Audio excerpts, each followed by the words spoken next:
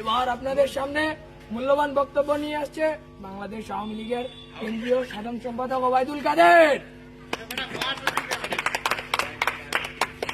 আমরা করতালি দিয়ে অভিনন্দন জানাবো।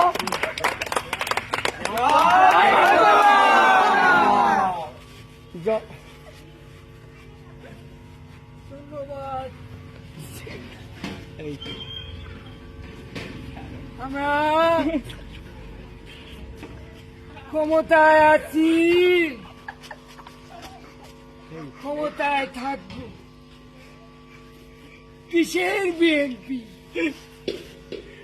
এখানে মাঠও আমাদের, রেফারিও আমাদের। বাসি বুসি যা দেবে আমাদের পক্ষেই দেবে।